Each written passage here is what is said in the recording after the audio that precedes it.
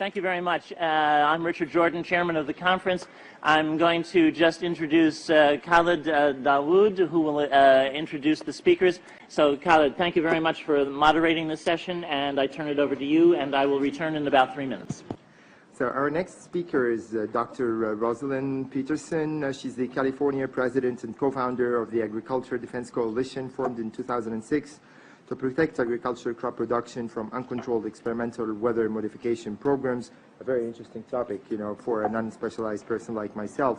But also very interesting in her CV that we have with you is also her extensive efforts to protect drinking water supplies from toxic chemical contamination in Martinez, California. That's a very interesting topic, of course, and I was actually wondering myself whether you can tackle whether the same experiments that you're holding in California could be extended to other world countries, particularly poor and developed countries like where we come from. Thank you. Okay, thank you. Good afternoon, ladies and gentlemen, Mr. Chairman. It is a pleasure to be here to speak with all of you today. One of the things that I would like to say is that we are in a global drumbeat right at the moment talking about climate change and global warming. One of the things that is affected by climate change is agriculture. But some of what we are seeing is man-made, but man-made in a different way than you may guess. Weather modification programs, experimental ones done by private companies, done by the United States government, done by states across the United States, are underway. There's more than 50 of them in operation across the United States. All of these impact agriculture because they change the microclimates needed for agriculture to survive. None of these programs that I know of today, and this is all public record, are available at any time with oversight, agricultural oversight or public oversight. These programs impact agriculture, and there are programs around the world, international corporations, are modifying our weather all the time, and they're modifying it in ways that cover thousands and thousands of square miles. Most of it is chemically altered, so that what happens is that we are putting chemicals, ground-based chemicals that are shot into the air, or chemicals coming from airplanes that change and modify our weather. So one of the things that I'm concerned about and that we need to address in the future is how these programs are impacting microclimates needed for our crops to survive and needed for pollination. If we change the growing season, the pollinators may not survive, and also our crops, our flowers, and our tree crops may not get the pollination needed. So one of my areas is looking at this situation to see if we can begin to put under control experimental and other types of weather modification programs. The other issue is that a lot of times we're talking about mitigation for climate change. It's rather an undefined term at this period of time.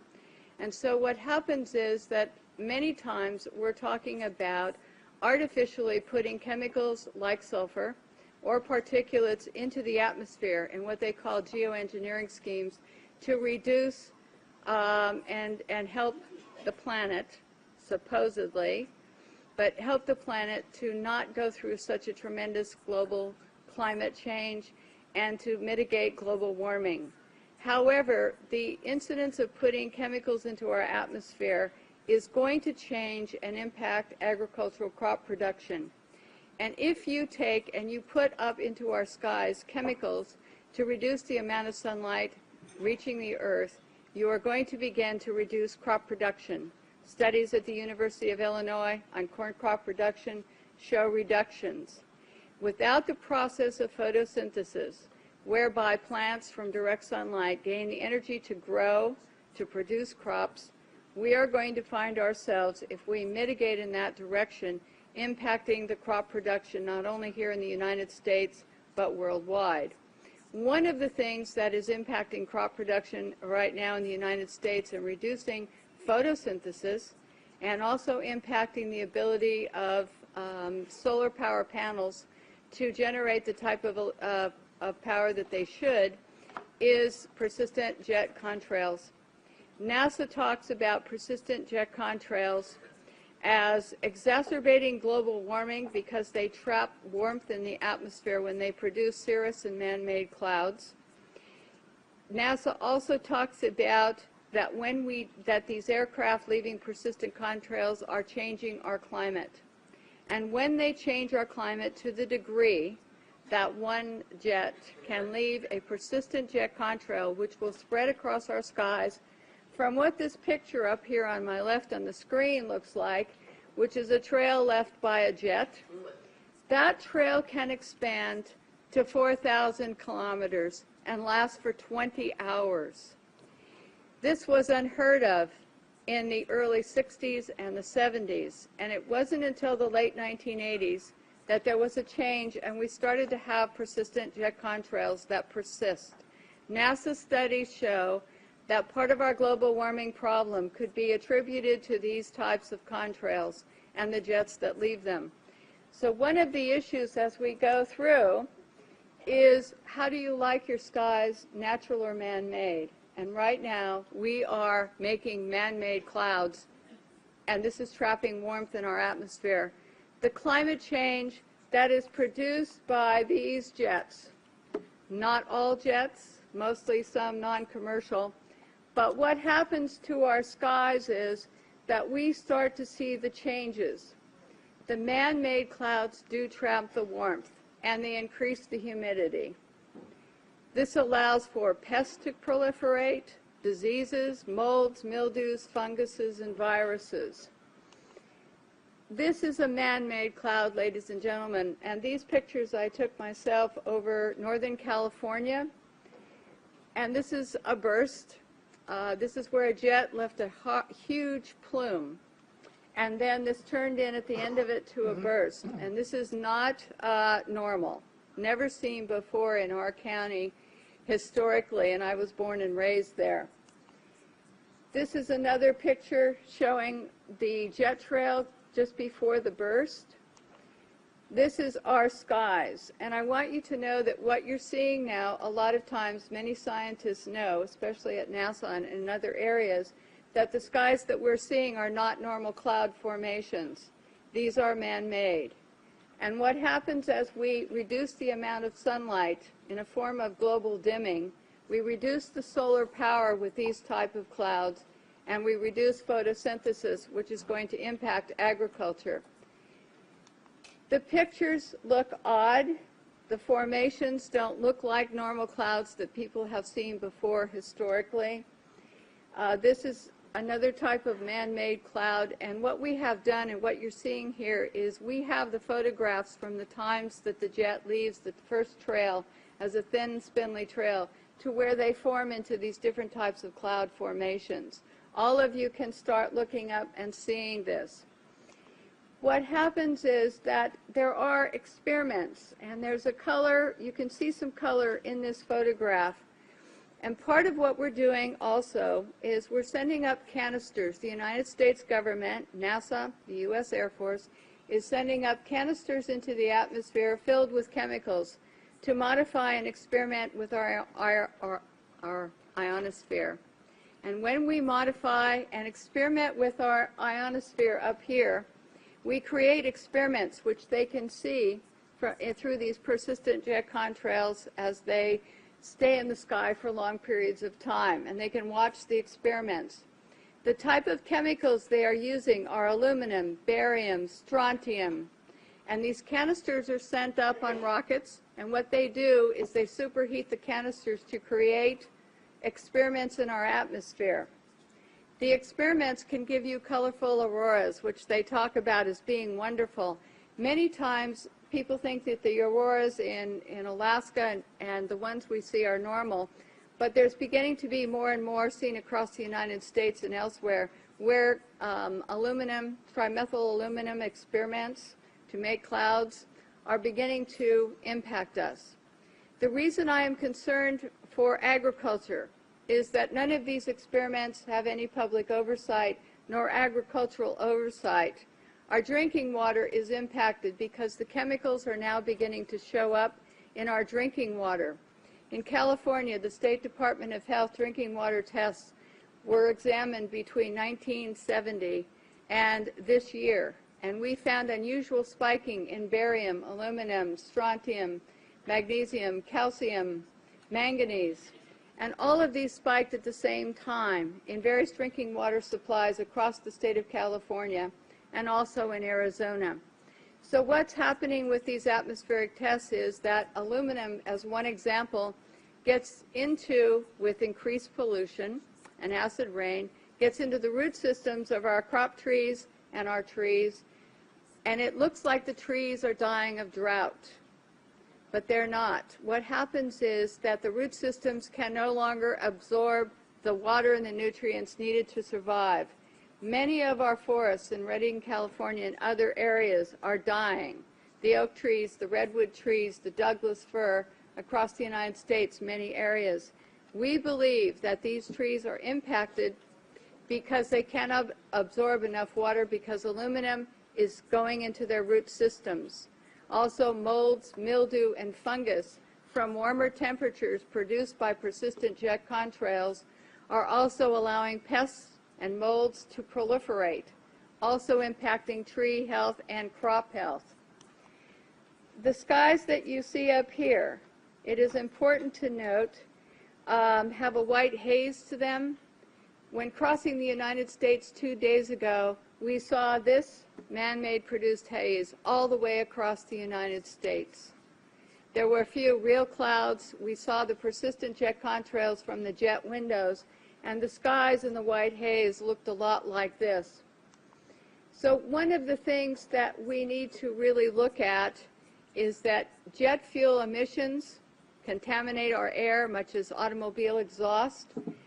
They know from scientific studies back in the 1970s that they deplete beneficial ozone in the atmosphere by releasing nitric acid. So one of the things that we need to look at is the impact of just jet fuel and just the emissions from jets as well. I want to go on and talk briefly about a couple of issues here that I think are important for everyone to realize.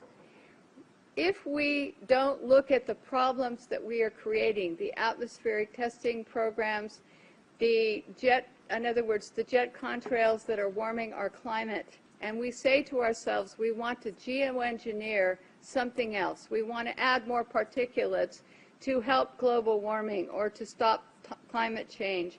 What we're going to have is we're going to have a pea soup up there of chemicals which are going to be detrimental to our health. It is much better to take the EPA model of the 1970s, where the Environmental Protection Agency was designed to put in regulations to reduce the pollution at its source, to reduce and put caps on how much pollution corporations, cars, automobiles were putting into the atmosphere. One of the things that we're talking about as mitigation is to go into geoengineering plans which add more chemicals to our atmosphere, which are going to get into our drinking water supplies, which are going to get into our soils, which are going to impact our trees. Our trees across the United States, many of them in many areas, especially Mendocino, Lake, and Sonoma County, are dying. They are not healthy as they used to be. And this problem, having traveled across the United States into some other areas, seeing the pictures coming in from across the United States and other countries, we're finding that there's beginning to be an impact from all of these programs and all the chemicals in our skies. And so one of the things we need to think about and work for is reducing pollution. Alan Buckman from the California State Department in Fish and Game talked about microbes, and they're important to the environment. We have at our disposal already some technologies and already the wherewithal to begin to make the planet more healthy and to put it into a different perspective. But if we go to the geoengineering schemes that are waiting in the wings, thousands of them, to put the particulates up and sulfur, then we are going to be in trouble with agriculture across the United States and around the world. It is time that we look at some different solutions that are already here And it's time that we look at what's happening in our skies and say we don't need to add any more chemicals. We are doing enough. And what these experiments in our skies are doing with atmospheric heating and testing, we don't know. But the chemicals are showing up in our drinking water. So in closing, I would like to say to all of you and to encourage you to know that just what I showed you today is beginning to impact crop production in the United States. And we're seeing higher UV radiation that is burning the tips of our trees and our plants. We see the molds and mildews growing here, and we see all of this, and we hope that all of you will consider before you think of mitigation and just go forward with some of the plans that are being sold to you as almost a cap-and-trade situation, where a corporation like Planktos decides to put iron dust into the Galapagos Islands area. This is a proposal, may have already started, and to create algae blooms. And yes, they're saying, yes, we're going to help the environment because we're going to create these algae blooms for more oxygen. But what happens is it's going to impact the marine life in those areas.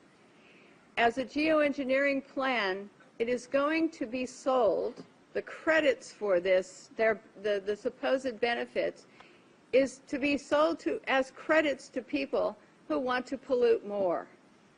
And here's the really awful twist to this, in my opinion, is if we sell pollution credits to polluters to ask them so that they can pollute more, we're only going to add more to our climate change and to our global warming processes. We have to say, no, we don't want money market schemes that are going to go into the ocean and change something possibly to the detriment of our oceans or our air in order to sell credits to someone who wants to pollute more. Ladies and gentlemen, this is a consideration for all of you when you start to talk about caps and trades, when you start to talk about geoengineering plans, because we don't need a money market scheme. We need to have and use the microbes available to us, the science available to us to reduce the pollution that we're putting into the atmosphere, and we need a new direction, and I think that this might be a good one. So I hope that all of you will consider what I have to say today, and I want to thank you once again for listening to what I had to say. Thank you.